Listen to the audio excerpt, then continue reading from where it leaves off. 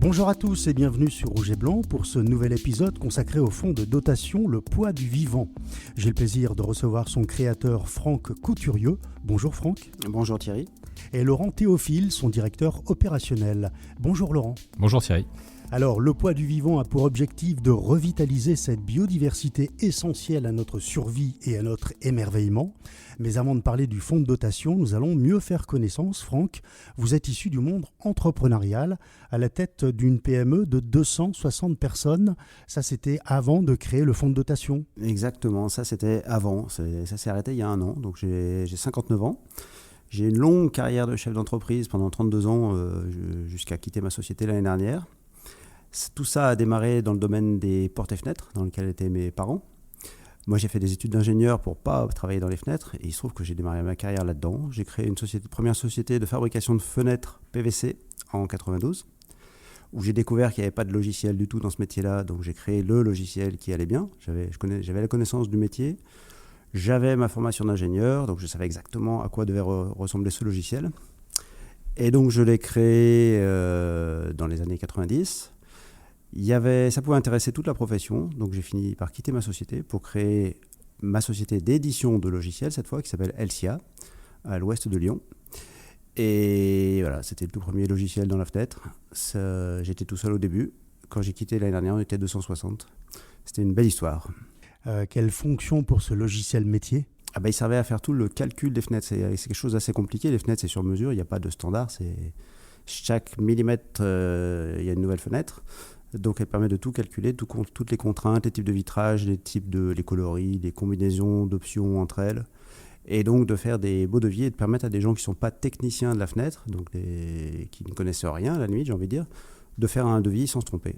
Voilà, et de chiffrer une fenêtre réalisable. Donc c'était le premier logiciel dans ce domaine-là. Ça a été un vrai succès. Et la société continue d'ailleurs sur cette voie-là du succès. Vous avez quitté l'entreprise pour créer le fonds de dotation. C'est presque ça. Je l'avais déjà créé il y a quelques années. J'avais créé en fin 2021 parce que je souhaitais faire autre chose qui me tienne à cœur après ma carrière professionnelle. Et donc, j'avais découvert cette notion de fondation et fonds de dotation il y a quelques années. Donc, j'avais dit, chouette, je vais aller là-dedans. Mais je ne savais pas quand j'allais le déclencher. Voilà, à quel moment j'allais faire ça. Qu'est-ce qui vous a poussé à franchir le pas ? Est-ce que c'est un projet familial également ?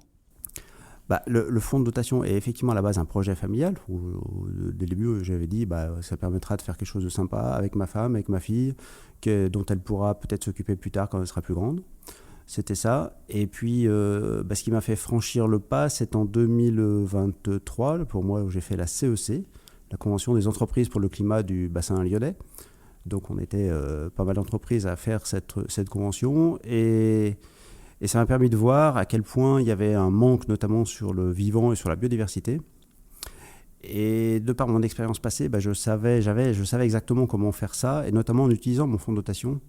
Et c'est à ce moment-là que j'ai décidé de tout quitter, de vendre ma société pour me consacrer à 100% sur ce sujet qui me tient vraiment à cœur. Alors, votre épouse est vétérinaire. Est-ce que ça a du sens également dans le monde du vivant, justement ? Là, complètement. Ça a été une grosse influenceuse pour moi, puisqu'elle est vétérinaire en faune sauvage. Donc, toute la faune qui n'a pas de propriétaire. La plupart des vétérinaires ont affaire à des animaux qui ont un propriétaire. Là, elle a des animaux qui n'ont pas de propriétaire. Donc, il faut avoir envie de s'en occuper. Parce que c'est pour dire les choses, ça ne paye pas beaucoup. Voilà, il n'y a personne pour payer. Et donc, ça m'a permis de découvrir justement qu'il y avait très très peu de moyens pour la biodiversité, pour ce monde qui nous donne la vie, qui nous donne l'air que l'on respire, ce que l'on boit, ce que l'on mange. Et tout cet univers vivant autour de nous vit sans moyens. Et donc, quand j'avais décidé de faire le fonds de dotation, c'était évident pour moi que ça allait être dans cette voie-là. Qu'est-ce qui vous a attiré dans le monde du vivant, dans la biodiversité ? Qu'est-ce qui m'a attiré là-dedans ? Déjà, c'est des explications de ma femme. Mais à la base, moi, je suis amoureux de la nature depuis tout petit. J'ai passé beaucoup de temps dans la nature quand j'étais gamin. Je faisais des cabanes, j'étais à l'extérieur. Donc, la nature autour de moi, je l'ai vue évoluer dans toutes ces années. Et quand je retourne à 50 et quelques années sur les lieux que je connaissais en tant que gamin, tout a changé. Tout a été détruit, remplacé par du béton. Et ça me marque beaucoup. Et quand j'explique ça à ma femme, qui me dit « mais il n'y a pas qu'ici, c'est un peu partout dans le monde que ça se passe comme ça », Je creuse le sujet et ouais, pour moi, c'était une évidence, quoi. C'était ma nature qui avait besoin de s'exprimer, là. Merci Franck. Laurent, quel a été votre parcours avant de rejoindre le fonds de dotation ? J'ai un parcours, alors au départ déjà je ne suis pas naturaliste, j'ai une formation de comptable, donc j'ai eu la chance de pouvoir me retrouver dans le monde de la protection de l'environnement en 2002, donc j'y ai passé un peu plus de 20 ans, dans le réseau des conservatoires notamment, et puis dernièrement à FNE Haute-Savoie, ici à Annecy. Donc vous êtes aussi un local de l'étape, on va dire, ici en Haute-Savoie. Oui, c'est ça, oui, tout à fait. Je suis arrivé en Haute-Savoie en 2011, donc je suis arrivé via Aster, donc le Conservatoire d'espaces naturels, où j'ai passé 7 ans, et puis 6 ans à FNE. Ouais. Alors parlez-nous du vivant, comme on l'appelle aujourd'hui. Qu'est-ce que cela représente sur la Terre, si on parle chiffres ? Si on parle chiffres, alors déjà, il faut savoir que le vivant, ça regroupe tout ce qui vit ou a vécu sur la Terre, et que ça représente ce qu'il y a de plus gros, donc les gros mammifères ou toute espèce de taille imposante, à tout ce qui est tout petit. Et finalement, l'homme ne représente pas grand-chose. Au niveau de la biomasse terrestre, 83% est constitué de végétaux, 14% de bactéries, donc voilà les deux plus gros groupes. Et après, on a des tout petits groupes et on va dire l'humain, les mammifères terrestres représentent 0,4%, ce qui n'est pas grand-chose. Et dans ces 0,4%, on a 60% d'animaux domestiques dont Franck parlait tout à l'heure, donc ceux qui ont un propriétaire, donc les chiens, les chats, mais aussi les animaux d'élevage. Et 35-36% sont les humains, nous, et après il reste la faune sauvage, ce qui ne représente pas grand-chose, c'est 5% des mammifères terrestres. Si on fait l'état des lieux aujourd'hui, quels sont les risques de disparition justement des espèces sauvages ? Aujourd'hui, donc la dernière étude de l'IPBES, donc c'est l'équivalent du GIEC qui se consacre au climat, mais l'IPBES se consacre à la biodiversité, fait état d'un rythme d'extinction qui s'est accéléré, qui est supérieur à la moyenne des 10 dernières années, et le rythme s'accélère encore. Aujourd'hui, on peut considérer en moyenne qu'à peu près 25% des espèces sont menacées d'extinction. Ce qui est énorme. Ce qui est énorme et on oublie à quel point le vivant nous apporte au quotidien. C'est l'équilibre des écosystèmes, c'est la possibilité, on trouve nos médicaments dans la biodiversité aujourd'hui, dans le vivant. Donc c'est tout un pan de la vie sur Terre qui disparaît sous nos yeux. Et si on n'inverse pas la tendance, il y a énormément de conséquences gravissimes qui peuvent arriver. Alors, moins 73% entre 1970 et 2020. Quel pourrait être le chiffre dans les années futures ? J'ai envie de dire que l'idéal, ça serait de le réduire. Mais après, voilà, les tendances aujourd'hui sont effectivement que sur les dernières années, on va dire les populations d'espèces sauvages, puisque là on parle d'espèces sauvages, ont perdu quasiment 75% de leur taille. Au niveau chiffre, on relève également que 42% des amphibiens sont menacés d'extinction. Pourquoi ? Il y a plusieurs raisons. Il y a probablement des causes de pollution des zones humides, on va dire du cycle de l'eau douce. Aujourd'hui, il y a à peu près, je pense, 80% des zones humides qui ont disparu dans les dernières années. C'est un milieu hautement important pour l'homme. Sans eau douce, il y a beaucoup de choses qui vont disparaître. Donc les amphibiens sont une espèce un petit peu témoin qui vont nous montrer l'état de la ressource. Ce week-end, il y avait un festival sur la disparition des glaciers, par exemple. Les glaciers fondent. Si on ne fait rien, à la fin du siècle, c'est 80% des glaciers en moins. Donc au rythme où vont les choses actuellement, on est sur cette trajectoire. Et donc ça veut dire demain beaucoup moins d'eau douce, je ne vais pas dire plus d'eau douce, mais beaucoup moins d'eau douce pour les activités humaines, pour l'agriculture, pour nous, pour notre consommation et aussi du coup pour les espèces, bien sûr. Est-ce que nous, ici en Pays de Savoie, Savoie-Mont-Blanc, on est plus sensible avec justement les montagnes et les zones humides, la montagne, les glaciers ? Est-ce qu'on est plus exposé que dans le reste de la France, par exemple ? Je ne sais pas si on est plus exposé, mais en tout cas, les montagnes, en tout cas les Alpes, se réchauffent plus vite que le reste des milieux en France. La montagne est un réchauffement à plus 2 degrés déjà, je crois, de mémoire. Enfin, en tout cas, on voit déjà en montagne beaucoup plus de choses qui vont présager de ce qui se passera en plaine. La dégradation en montagne est plus rapide en fait qu'en plaine, hein. Tout à fait, et plus rapide, et puis on voit déjà les effets sur des effondrements, des cours d'eau qui s'assèchent beaucoup plus rapidement, des crues avec des laves torrentielles en cas d'intempéries, parce que il va y avoir des bouleversements climatiques. C'est pas forcément plus d'eau, c'est des conditions climatiques bien plus complexes, et la montagne est bien plus exposée qu'ailleurs. Ouais. On voit les risques naturels avec des pluies très fortes, des glissements de terrain qu'on n'avait pas auparavant, en fait, pas dans ces conditions. On les avait pas dans ces conditions. Voilà, on va dire les effets sont de plus en plus importants et s'accélèrent. Alors Franck, on va parler de la plateforme que vous avez créée, le poids du vivant. Pourquoi ce nom déjà ? Parce que j'aimais bien. Non, on cherchait un nom effectivement en 2021. Et donc lié à tout ce qui disparaît autour de nous. Et puis on est tombé sur cette notion de poids du vivant. C'est une notion assez complète qui met tout ce qui existe sur Terre, tout ce qui est vivant sur Terre, à commencer, comme le disait Laurent, par les végétaux, il y a les bactéries, les virus, les animaux, les mammifères et autres. Et finalement, tout ce qui est vivant rentrait dans cette notion de poids du vivant. Et c'est devenu naturel de l'appeler comme ça. En plus, ça signifie des choses pour ceux qui sont là-dedans, donc c'est bien. Alors comment ça fonctionne ? Alors, le poids du vivant est un fonds de dotation. Donc c'est comme une fondation, mais c'est un peu plus privé dans son fonctionnement. Ça me permet à moi de décider de pouvoir faire des embauches, ça nous permet de communiquer, ça nous permet de faire des choses sans l'aval de la Fondation de France, par exemple. Donc c'est un fonds de dotation, et ce qui nous permet aussi, un peu comme une association, de produire par exemple des reçus fiscaux. Voilà, puisque les dons sont éligibles aux reçus fiscaux, et donc ça nous permet de les produire nous-mêmes, sans avoir à demander de tout ce travail-là de la part des assos. Alors comment ça fonctionne avec les entreprises ? Est-ce que vous allez démarcher les entreprises ? Est-ce qu'elles viennent vous consulter ? Donc, on essaie de se faire connaître. Le but est de faire connaître l'outil, le poids du vivant, aux entreprises, le plus possible.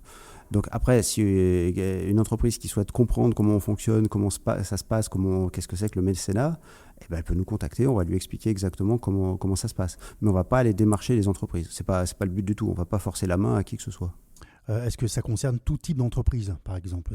Ça concerne tout type d'entreprise. Chaque personne, chef d'entreprise ou salarié d'entreprise qui souhaite que son entreprise agisse pour le vivant peut nous contacter. Ça peut être quelqu'un qui est avec un seul salarié, comme une multinationale, pourquoi pas. Ceci dit, les multinationales ont en général leurs propres associations, leur propre organisation qui leur permet d'agir directement sans avoir recours au poids du vivant. Nous, on s'adresse plutôt aux PME, PMI, celles qui n'ont pas vraiment le temps de s'occuper de ces sujets-là. Qui n'ont pas les ressources en interne. Est-ce que vous avez des critères de sélection, par exemple, pour ces entreprises ? On a des critères très drastiques. Je ne sais pas si je te laisse répondre, Laurent. Oui, déjà, il faut que l'association soit éligible au mécénat, qu'elle fonctionne, on va dire, dans les règles des dispositions de la loi 1901 qui fixe un petit peu le fonctionnement des assos en France. Donc il faut que l'asso soit française, de droit français. Par contre, elle peut intervenir partout, en France comme à l'étranger, du moment que son champ d'action est la biodiversité. Donc c'est notre, on va dire, c'est notre sujet. On ne va pas aller sur les sujets climatiques ou pollution, même s'il y a toujours un lien bien sûr avec la biodiversité. Mais voilà, nous on s'intéresse vraiment au vivant. Et par contre, l'association peut faire différents types d'actions. On a de la sensibilisation, de la restauration de milieux, de l'expertise scientifique, de la recherche. Ça, c'est un sujet qui nous intéresse beaucoup parce qu'on a besoin de bien connaître un sujet pour mieux le défendre. Et donc, du coup, le dernier sujet, c'est le plaidoyer. C'est comment aider des associations qui portent la voix de la biodiversité dans des instances ou dans le débat public à se faire entendre pour faire évoluer les pratiques. Et des fois, on a des assos qui peuvent aller au contentieux. Mais on a besoin de ça aujourd'hui pour que le sujet de la biodiversité soit un petit peu mieux pris en compte. On parle de biodiversité globale, c'est-à-dire marine, terrestre et des animaux naturellement vivants. Oui, bien sûr. On va dire tous les sujets de la biodiversité nous intéressent, on va dire du sommet des montagnes au fond des océans. Mais on va aussi s'intéresser à un sujet comme la biodiversité sur les écosystèmes agricoles. Aujourd'hui, l'agriculture est en crise. Il y a vraiment un sujet et on s'aperçoit qu'il y a de belles histoires à raconter avec des exploitations qui qui font attention à la biodiversité, donc en restaurant des mares, en implantant même des mares quand il n'y en avait pas, en restaurant des haies, et qui pour autant sont rentables. Donc il y a probablement moyen de mieux vivre au niveau de l'exploitation, tout en faisant attention à la biodiversité. Les agriculteurs ont pris conscience également qu'ils avaient un rôle à jouer. Oui, bien sûr. On participait la semaine dernière à une table ronde avec un paysan qui nous disait que lui, la biodiversité, il l'avait vu décliner, il le voyait tous les jours et que c'était un sujet qui était très très important, contrairement au discours qu'on peut entendre aujourd'hui sur fond de crise agricole. Quelles sont les réactions du public que vous percevez après la création de ce fonds de dotation ? Comment le public le perçoit-il ? Déjà, on a eu une très belle réaction du monde associatif, forcément. Au début, on s'est fait connaître des associations et maintenant, on a des associations qui nous contactent tous les jours pour nous présenter des projets. Donc voilà, on sent aussi que du côté des associations, il y a un besoin d'aller vers les entreprises. Donc nous, on va être cette interface qui va leur permettre probablement, et on l'espère, de rencontrer des entreprises. Et après, du côté économique, Franck pourra en parler mieux que moi, mais on sent que cet outil innovant qui va faciliter le travail des entreprises qui n'ont pas le temps de chercher des associations. On sent qu'il y a vraiment un public pour ça. Ouais, il y a une demande. Beaucoup nous demandent comment ça fonctionne, comment ils peuvent aller sur la plateforme. Donc, aujourd'hui, la plateforme, elle est fonctionnelle. Tout le monde peut y aller. Et là, nous, on est prêts à accompagner les entreprises si elles ont encore besoin d'un petit peu de conseils, d'aide à la décision pour sélectionner une entreprise. Nous, on est là pour ça. C'est un outil, et ça je tiens à le signaler, qui est totalement gratuit. On va dire c'est un outil philanthropique. C'est-à-dire que ce soit les entreprises ou les associations, il n'y a pas de frais. C'est-à-dire que c'est Franck Couturieux qui finance l'outil grâce à son vécu professionnel, à sa réussite professionnelle. Et c'est bien de le signaler. Et tout ce qui sera collecté par la plateforme sera versé intégralement aux associations. Comment ça se passe, Franck, justement, au niveau économique pour ce fonds de dotation ? Ce que disait Laurent, là, c'est que 100% des dons vont aux assos. On me demande souvent, on dit il y a un loup, il y a quelque chose de bizarre, c'est pas possible, économiquement ça ne peut pas marcher. Donc on parle de mécénat avec les entreprises que l'on côtoie. Moi je parle du principe qu'on ne peut pas demander aux autres ce qu'on ne s'applique pas à soi-même. Donc le premier mécène du Poids de Vivant, c'est moi-même, perso, et à hauteur des frais de fonctionnement justement du fonds de dotation. C'est ce qui nous permet de faire en sorte qu'il n'y a pas de discussion. Quand une entreprise verse de l'argent au fonds, elle est sûre que 100% va au bout. Alors que souvent, il y a des discussions, qu'est-ce qui se passe, on enrichit qui au passage, ça peut être un petit peu tordu. Donc, il n'y a pas de loup, c'est plutôt simple, je suis le premier mécène du Poids du Vivant, c'est tout. Est-ce qu'il y a des sponsors éventuels ou des partenaires qui aimeraient vous aider financièrement ? Peut-être ça arrivera un jour, mais pour le moment, on n'en est pas là. Pour le moment, on n'a pas besoin. Si un jour il y a 100 salariés, il y aura peut-être besoin de sponsors, et ça sera une bonne nouvelle pour la nature. Oui, je vous le souhaite, oui. Laurent, est-ce que vous avez des cas précis justement d'actions qui sont menées avec des associations actuellement ? Oui, pour parler de ce qui se passe, on va dire sur le territoire, on accompagne Aster dans le fonctionnement du centre d'élevage pour le gypaète barbu, donc qui permet à l'association et d'autres partenaires, des parcs nationaux, des partenaires étrangers, de réintroduire des gypaètes en nature pour que la population remonte, puisque le gypaète avait totalement été exterminé. On a des actions aussi sur plutôt des milieux naturels. On soutient Marie Hébert de FNE Haute-Savoie sur un projet scientifique et de protection des zones humides d'altitude, donc des milieux qui sont très très impactés par le dérèglement climatique. On accompagne la marche sauvage sur la protection des glaciers, donc également alors sur l'ensemble des glaciers, pas uniquement en Haute-Savoie. Et puis on soutient le CREA aujourd'hui. On a aussi l'association MyOne. Enfin voilà, on a tout un tas d'associations. Donc aujourd'hui, on en soutient une 60aine en tout sur le territoire, associations françaises, mais du coup qui peuvent avoir une action à l'étranger. Donc 60 assos. Et demain, on compte en rajouter beaucoup, puisque l'idée de la plateforme, c'est que un chef d'entreprise puisse trouver une association qui lui correspond, mais peu importe où il est ou peu importe la thématique qui l'intéresse. Sur notre plateforme, il y aura donc la possibilité de faire des filtres en fonction d'une thématique, donc comme on l'a dit tout à l'heure, mer, océan, forêt par exemple, en fonction d'une action, d'un type d'action, sensibilisation, plutôt plaidoyer. Et aussi, et ça c'est très très important, surtout dans le cadre du mécénat par rapport à l'implication locale. L'idée, c'est de proposer des associations sur tout le territoire. Donc, on aura peut-être à terme 150, 200 associations sur la plateforme et des associations qui sont toutes vérifiées. Donc, voilà, à chaque fois, on a des échanges avec les associations pour vérifier que tout se passe bien, qu'elles sont en règle vis-à-vis de l'administration et que leurs actions sont conformes à ce qui doit se faire. Est-ce que, Franck, vous pensez l'ouvrir aux pays européens ? Il y a déjà tellement à faire avec toutes les assos qu'on a sur le territoire français qui agissent un peu partout dans le monde. C'est pas que sur le territoire français que ça se passe, parce que, encore une fois, les dégradations de notre mode de vie en France provoquent souvent des effets très, très dévastateurs à l'autre bout du monde. Et la planète qui se dégrade, c'est pas trop en France, c'est ailleurs que ça se passe. Alors rappelez-nous pourquoi il est essentiel de donner aux associations pour la biodiversité. Eh bien, il n'y a pas grand monde qui agit pour le vivant.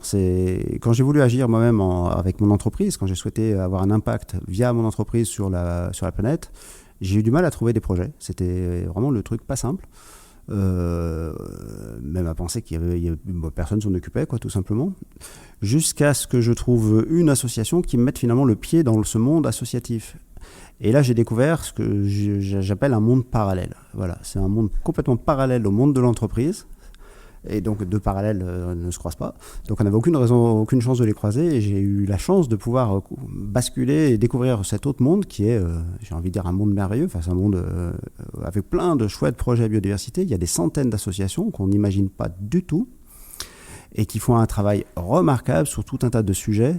Et voilà, c'est les mieux placés, c'est très scientifique. Souvent on dit les assos c'est quoi ? Non, les assos c'est ultra scientifique, c'est des gens très très compétents qui sont là-dedans, c'est des passionnés, c'est des gens qui font ça avec leur tripes, par conviction. Ils n'ont pas créé une asso pour faire plaisir à je ne sais trop quel fonds d'investissement, non, c'est parce qu'ils y croyaient. Et donc, c'est des sujets qu'ils maîtrisent par cœur et je pense qu'on peut leur faire confiance. Et c'est pas aux chefs d'entreprise d'aller essayer de faire le même boulot à leur place, quoi. Des associations qui sont animées par des bénévoles, j'imagine ? Il y a des bénévoles, il y a des salariés. Les associations ont des salariés, ça fonctionne, c'est comme une entreprise, sauf avec beaucoup moins de moyens. Voilà, c'est ce qu'elles aimeraient faire beaucoup plus, mais elles font beaucoup de choses quand même avec très peu de moyens. C'est pour ça que je dis souvent que c'est des vrais modèles de sobriété. Parce que tout ce qu'elles font avec si peu d'argent, c'est incompréhensible. Pour un chef d'entreprise, j'essaie de comprendre moi-même et bravo, chapeau. Et donc, heureusement, il y a des bénévoles qui les accompagnent parce qu'il y a des volontaires et qui peuvent être, par exemple, des salariés d'entreprise. Le mécénat, c'est pas que du mécénat financier, ça peut être aussi du mécénat de compétences.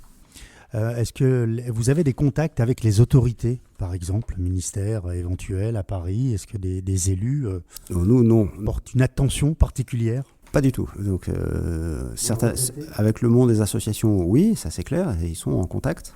Nous, non. Est-ce que on va le regretter ? Je sais pas. Je sais pas si un jour ça sera utile.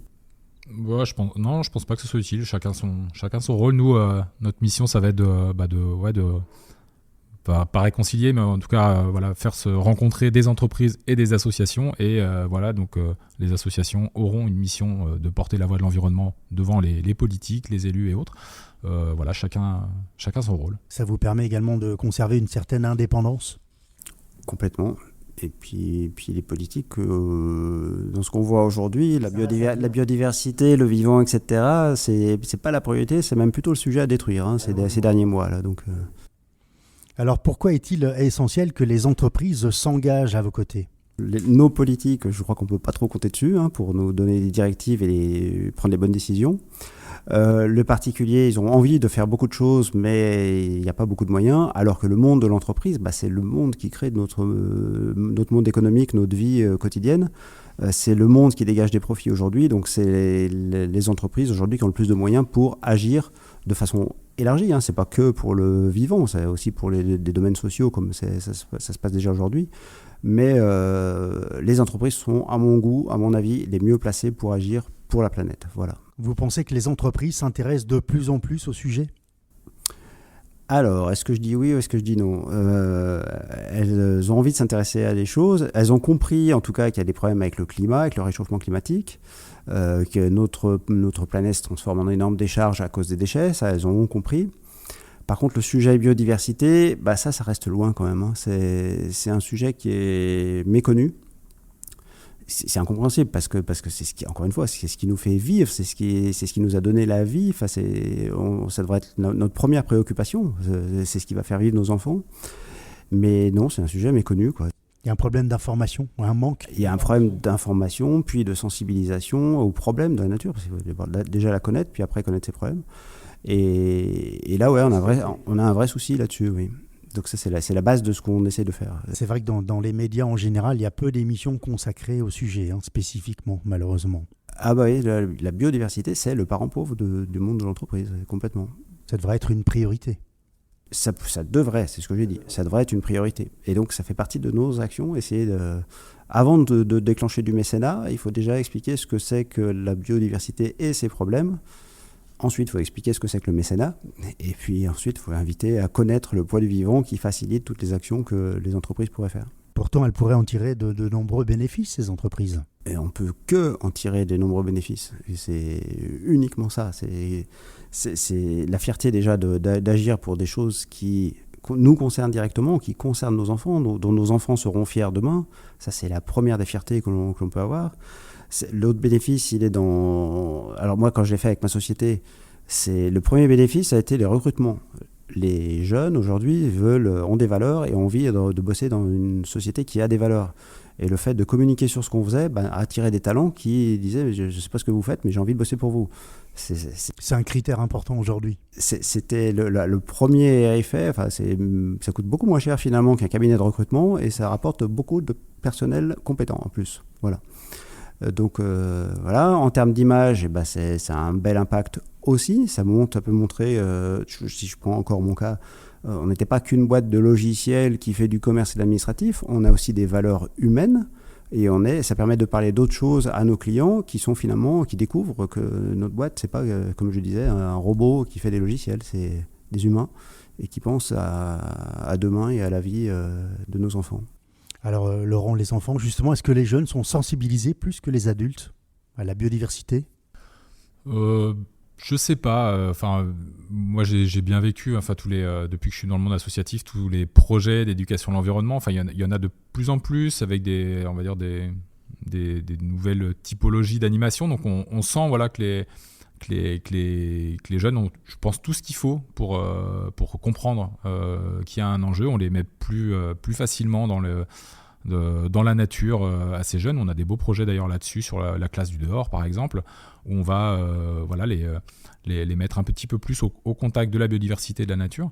Après, je sais pas, il y a un moment donné où j'imagine qu'il doit y avoir un blocage, peut-être à l'adolescence ou quoi, mais j'ai l'impression qu'il y a un peu de perte en ligne à un certain âge, et ce qui fait que du coup, tous ces enfants qui sont super motivés assez tôt, assez jeunes, au final, il en reste beaucoup moins plus tard, quoi. Donc là, je sais pas, il faudrait faire des études sociologiques, je pense.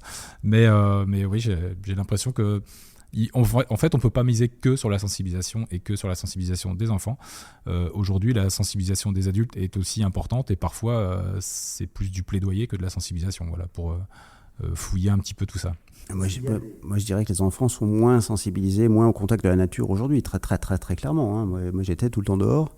Alors qu'aujourd'hui, les parents sont les premiers à se dire « Ouh là là, traîne pas dehors parce qu'on ne sait pas ce qui va t'arriver, hein, ça craint d'être dehors. 2, tu vas te salir, et puis toi, tu vas peut-être croiser des petites bêtes qui vont te mordre, donc c'est dangereux. » Donc les gamins passent moins de temps à l'extérieur que de mon temps. Et les assos qu'on accompagne qui expliquent justement ce que c'est que la nature à des enfants, y compris dans des villes qui sont dans la nature, ils viennent leur expliquer dans leur cours d'école ce que c'est que la nature et qu'il ne faut pas en avoir peur, et ils les prennent par la main dans ce qu'on appelle l'école dehors, pour aller au contact des arbres. Moi, ça me sidère un peu. Ça, c'est pas du tout ce que j'ai vécu. C'est un peu comme le salon d'agriculture à Paris où les Parisiens viennent voir les vaches. C'est ça. C'est ça. C'est ça. C'est aussi parce qu'il y a moins de nature aussi maintenant en ville. Tout est bétonné. Avec les conséquences que ça peut avoir en cas d'intempéries et autres, ou les îlots de chaleur, mais des enfants qui vivent en ville, effectivement, des fois, ça peut être la nature, elle est très très loin, quoi. Donc là aussi, on a des projets avec des associations pour ramener de la nature en ville, et il y a aussi de très très beaux projets sur cette même thématique de ramener de la nature dans les entreprises. Ça, c'est un sujet que moi j'avais découvert avec France Nature Environnement. Il y a des très très beaux projets de restauration de la biodiversité sur les sites des entreprises. On a vu en Vallée de l'Arve, il y a des super trucs qui ont été faits. Et ce que ça a ramené aussi auprès des dirigeants de ces entreprises et des salariés, c'est tout le côté d'émerveillement. Et ça, on l'oublie souvent, mais on peut parler des chiffres comme on l'a fait en intro, ce que c'est que la biodiversité et autres, mais au départ, ce qui doit nous permettre d'avoir envie d'œuvrer, c'est l'émerveillement. Et de passer un petit peu de temps dans la nature, de découvrir des orchidées et de s'apercevoir que les orchidées, c'est pas uniquement des fleurs tropicales, il y en a partout. Ça, c'est génial, c'est les premiers trucs moi qui m'ont convaincu, d'observer les oiseaux. Enfin voilà, c'est tout ce côté d'émerveillement qu'on peut ramener des fois, ce qu'on appelle la biodiversité ordinaire, quoi. À 100 mètres de chez soi, il y a la possibilité de s'émerveiller, mais il faut des fois un petit coup de pied au derrière pour s'en convaincre, et en tout cas pour y aller, quoi. On a fait un épisode avec l'entreprise Nicomatic à Bon-Chablais, qui a développé des jardins partagés qui sont entretenus par tous les salariés. En fait, ça fédère aussi les salariés à avoir poussé les différentes choses qui ont été plantées, et qui permet aussi le retour à la biodiversité sur à la place d'avoir des parkings de voitures, ils ont des aires non entretenues qui permet de retrouver cette biodiversité à proximité de l'entreprise, en fait. Alors, j'ai une autre question également pour l'avenir. Est-ce qu'il y a des métiers, des nouveaux métiers qui émergent justement avec cette action et ces travaux de biodiversité pour les jeunes, qui pourraient plus peut-être les attirer ? Des nouveaux, non, je pense pas. Et puis, je pense que il y en a déjà beaucoup de jeunes qui se tournent vers la biodiversité sur l'éducation à l'environnement et autres, ou sur des filières plus scientifiques. Non, je ne pense pas qu'il y ait de nouveaux métiers qui arrivent. Et puis, j'ai envie de dire que la préoccupation de la biodiversité, en soi, c'est un état d'esprit, quoi. Ça ne doit pas être un métier. Un comptable ou un éditeur de logiciels doit s'intéresser à la biodiversité de toute façon. Tous les profils sont concernés, en fait. Exactement. Alors, Franck, pourquoi investir dans la biodiversité ? C'est investir en l'avenir.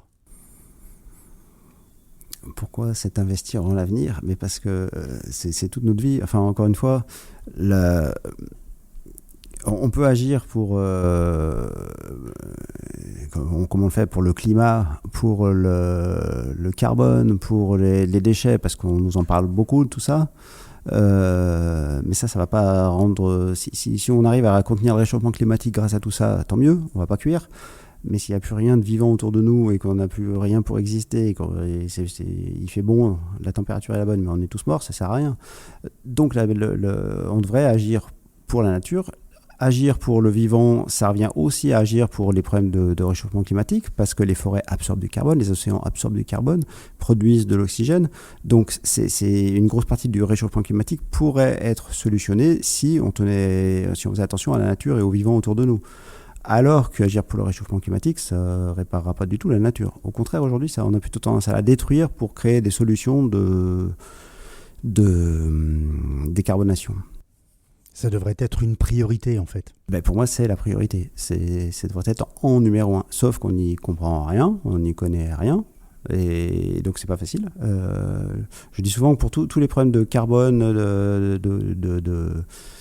et de climat, il y a beaucoup de pubs parce qu'il y a beaucoup de business autour. On va aller acheter une voiture électrique, on va mettre des panneaux solaires, on va remplacer les ampoules par des LED.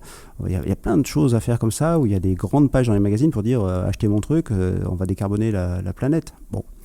Et à côté de ça, les arbres, les écureuils n'ont pas de moyens pour mettre des pubs, donc on ne les connaît pas. Voilà. Mais pourtant, c'est le principal. On fait trop de pubs à consommer, en fait. On nous pousse trop à la consommation. C'est ça. Et tout ce qu'on consomme revient quelque part à détruire, quelque part sur Terre, le vivant. Donc les priorités ne sont pas les bonnes, quoi. Quels sont vos projets pour les mois à venir, l'année 2025 et après ? Pour moi, on va dire le projet principal, enfin notre première priorité au fonds de dotation, c'est aujourd'hui d'aller rencontrer des entreprises, se faire connaître, parce que j'en suis convaincu, on a un outil qui est formidable pour les associations, qui va permettre de référencer et de proposer énormément de beaux projets.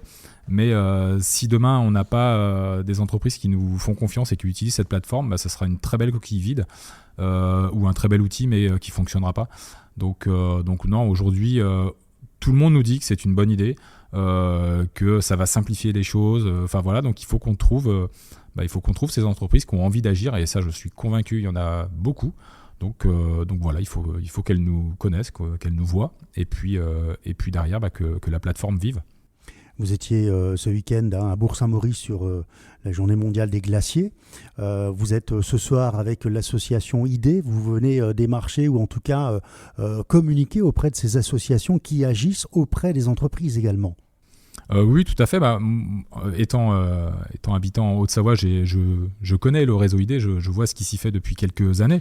Et quand j'ai rejoint le fonds de dotation, je me suis clairement pas fixé comme objectif, mais en tout cas, ça faisait partie des idées, pour le coup, que j'avais de faire connaître le fonds de dotation à ces entreprises, à ces clubs d'entreprises qui sont déjà convaincus qu'il faut agir, qui ont déjà probablement participé à des ateliers ou des choses comme ça, mais qui ont peut-être pas de solution ou d'outils clés en main pour passer à l'action. Et voilà, cet outil, je pense que ça peut être la plateforme Le Poids du Vivant, parce que derrière, un chef d'entreprise qui aura envie d'aider les sujets montagne ou les rivières ou des choses comme ça, pourra se dire sur la plateforme, il y a des assos locales, compétentes, avec derrière des scientifiques, des personnes qualifiées qui peuvent m'aider à agir. Est-ce que dans notre région, Savoie-Mont-Blanc, est-ce qu'il y a plus d'associations que dans d'autres régions de France ? Non, je pense pas qu'il y ait plus d'associations. On retrouve souvent à peu près les mêmes réseaux et aussi beaucoup d'associations un peu nouvelles. Nous aussi, ce qu'on n'a pas dit, c'est qu'on essaye de mettre en lien les associations. Donc on va pas, s'amuser à répertorier toutes les associations de France, puisque pour le coup ça serait sans fin.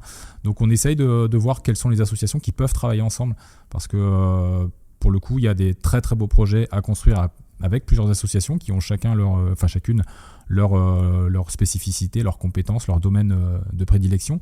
Et du coup, d'arriver vers des entreprises avec des projets collaboratifs, c'est aussi beaucoup plus, pertinent. Et ça peut montrer, tout à chacun que la coopération, la collaboration sont des enjeux aussi pour demain. Je remercie au passage l'association IDE avec laquelle nous sommes partenaires Rouge et Blanc et qui nous a mis en relation justement pour cet épisode. Un grand merci à l'association IDE. Comment peut-on, messieurs, vous aider, vous soutenir concrètement aujourd'hui ? L'essentiel, c'est de nous faire connaître, faire savoir qu'il existe un outil comme le nôtre qui permet vraiment de simplifier toute la démarche quand on souhaite agir.